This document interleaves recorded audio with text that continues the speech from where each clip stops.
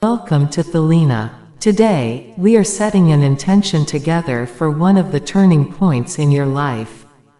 Perhaps a door will open, or maybe a seed will quietly begin to sprout. Today, we whisper our intention to erase the traces of the past into these seeds.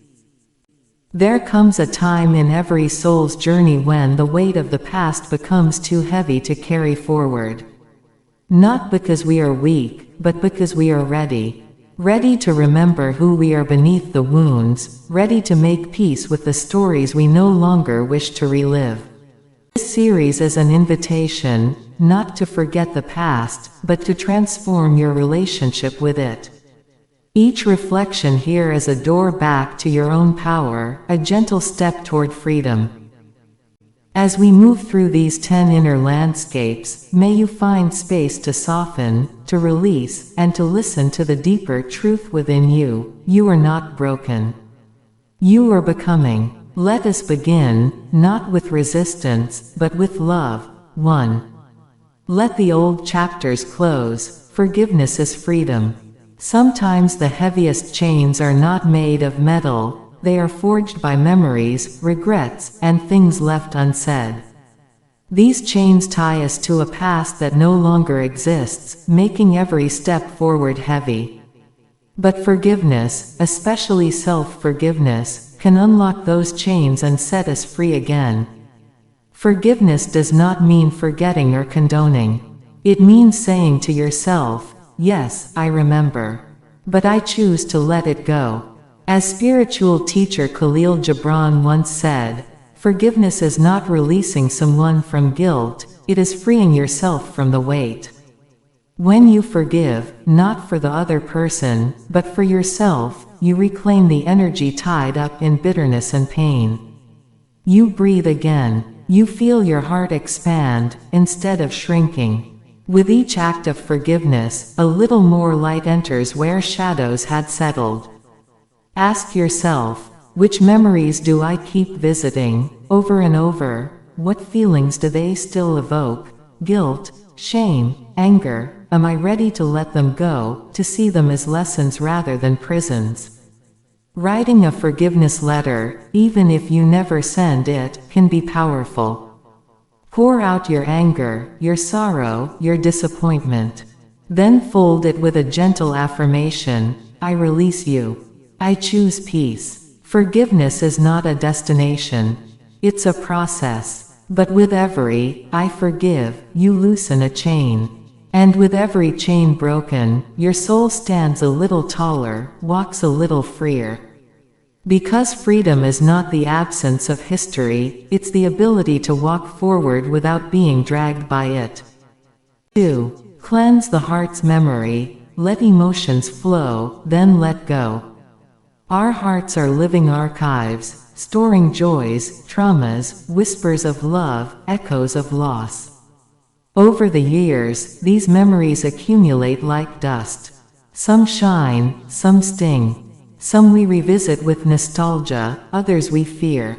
But carrying all of them unexamined makes the heart heavy, its beat labored by the weight of old pains. Yet healing begins when you allow yourself to feel deeply, wholly, without resistance. Not to be consumed by the feeling, but to let it flow.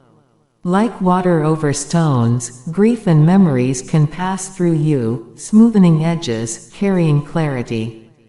The spiritual teacher Thich Nhat Hanh reminds us, feelings come and go like clouds in a windy sky.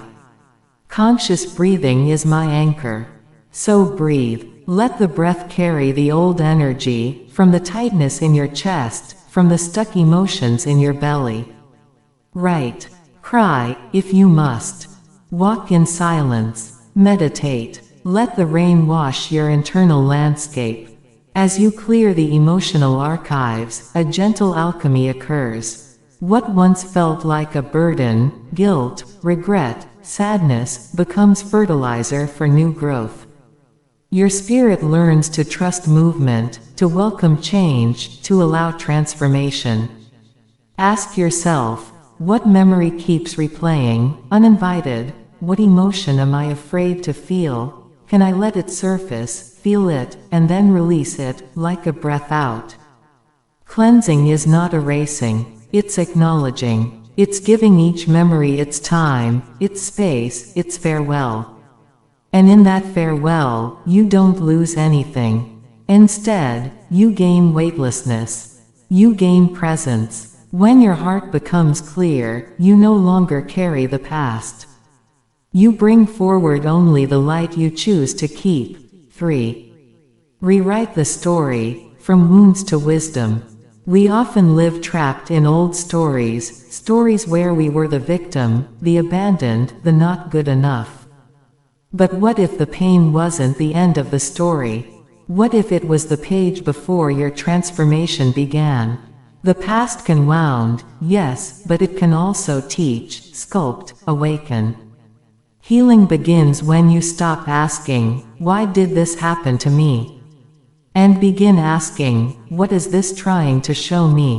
The poet Rumi whispers, "The wound is the place where the light enters you." And it's true, our deepest cuts often become the source of our deepest truths. The betrayal that taught you to trust your intuition. The heartbreak that brought you back to yourself. The ending that made space for your becoming. Try this, sit quietly.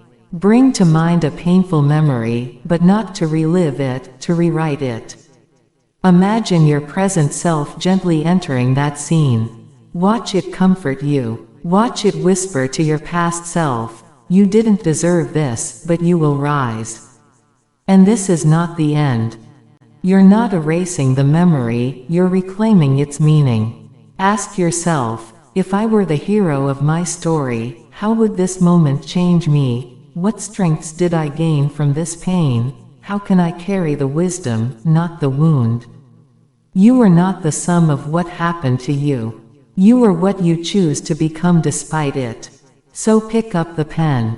This story is still being written, and now, you're the author.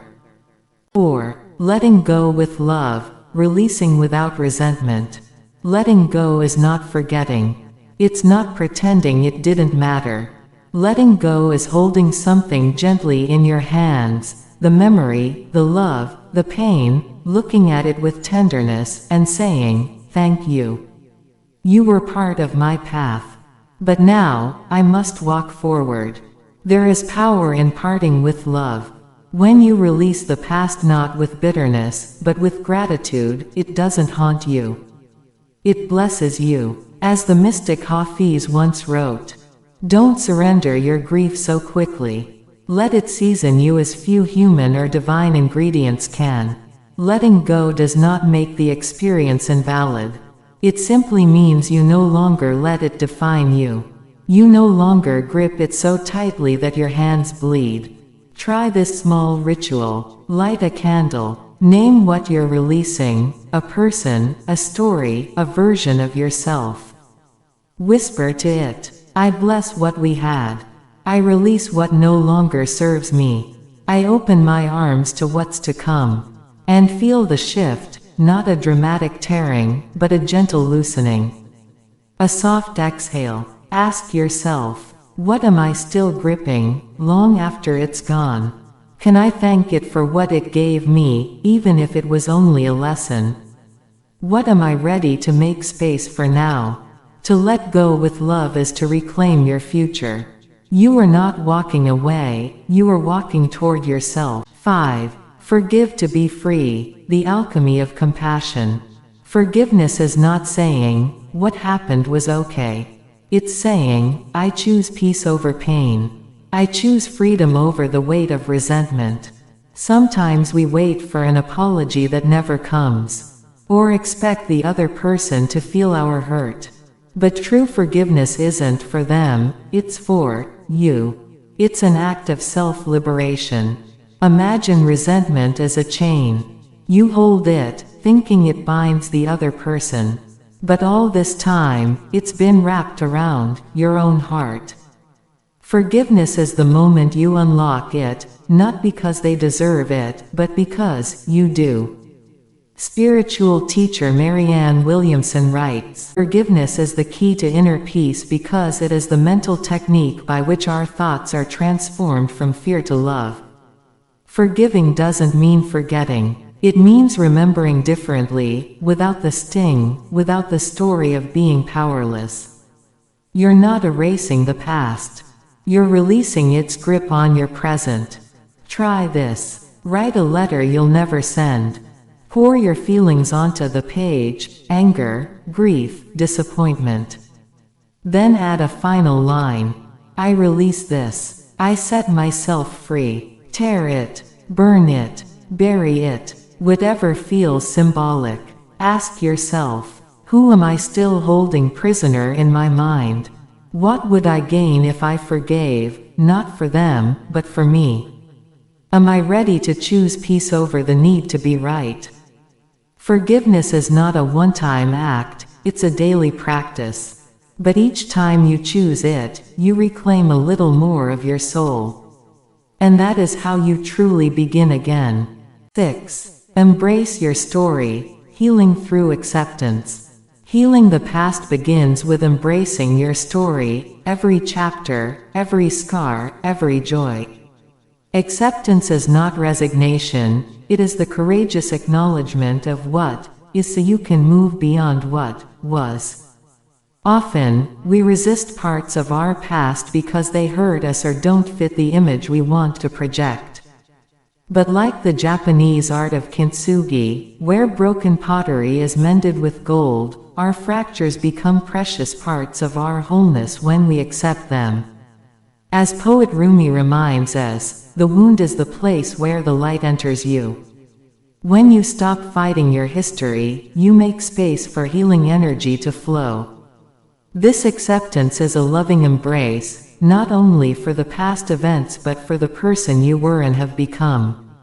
Ask yourself, am I holding parts of my past in denial or resistance? Can I see my story as a path, not a prison? What lessons and gifts are hidden within my pain? By honoring your journey, you release the need to rewrite it or escape it. You transform old wounds into wisdom, regrets into compassion, and losses into strength. Accept your past as an integral part of your radiant present self. It is not your enemy but your greatest teacher. 7. Letting go with grace, releasing emotional baggage. Letting go is not forgetting, it's freeing. To truly move forward, we must release the emotional weight we carry from the past: guilt, shame, anger, regret. These emotions, when held too tightly, cloud the heart and dim the soul. We often cling to painful memories because they feel familiar, or because part of us believes that by holding on, we'll somehow protect ourselves. But healing requires spaciousness. It asks us to put down what no longer serves us, even if it once felt like a part of who we are. As spiritual teacher Eckhart Tolle says, sometimes letting things go is an act of far greater power than defending or hanging on. Letting go does not mean pretending you were never hurt. It means choosing peace over bitterness, clarity over confusion, and love over fear. Here are gentle questions to help you begin. What emotion am I still carrying that no longer serves my growth? Who or what do I need to forgive? Not for them, but for my freedom. Can I breathe into this pain and exhale release? Graceful release is a spiritual act. You acknowledge the weight, honor what it taught you, and then bow to it before setting it down.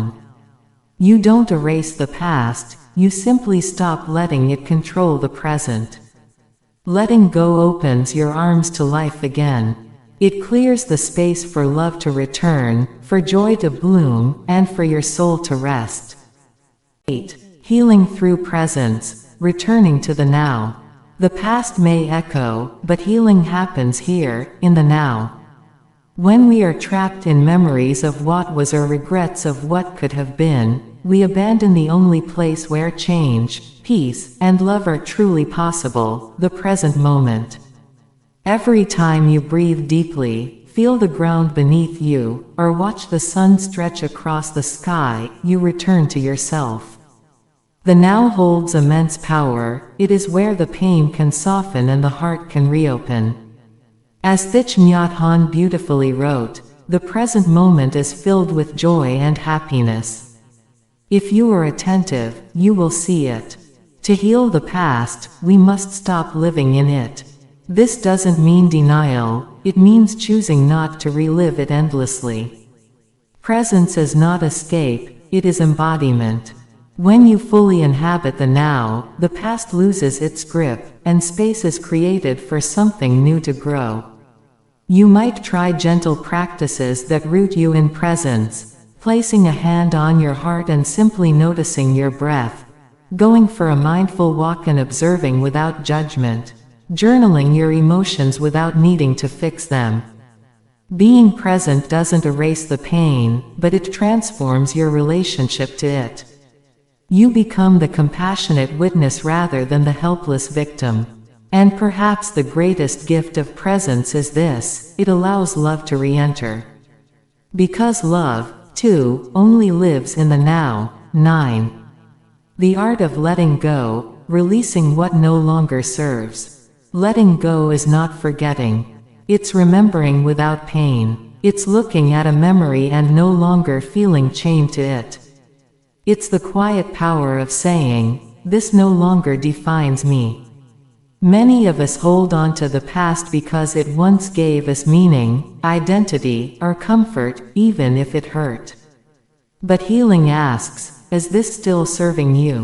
Just because something once felt like home doesn't mean it still is. As the poet Rumi wrote, try not to resist the changes that come your way. Instead, let life live through you. Letting go begins with awareness. Notice what you're clinging to: a person, a story, an old version of yourself. Ask, does holding on bring me peace, or am I keeping this out of fear? Release is not always loud. Sometimes, it's a soft exhale, a gentle turning away, a decision to no longer return to the same emotional loop. It may come with grief, and that's okay. Grieving is a sacred act of making space. Practices to support release: write a letter you never send. Burn old stories in a safe ritual. Speak aloud, "I bless this," and let it go. Letting go is not a loss. It's a return, back to your wholeness, your truth, your now. When you release what no longer fits, you make space for what is aligned, nurturing, and true.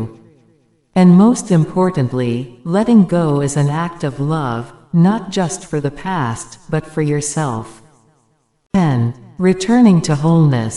The past does not own you. Healing is not about fixing what is broken, but remembering what was never lost. Beneath the scars, beyond the stories, you are already whole. The past may have shaped you, but it does not own you.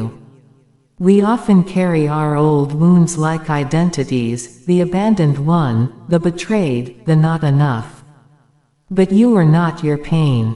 You are the light that lived through it. Author and teacher Marianne Williamson once said, "The past is over. It can touch me not." This isn't denial, it's choosing your power in the present. When we revisit old memories, we can do so with gentleness. Not to reopen the wound, but to bless it. To say, "Thank you for what you taught me.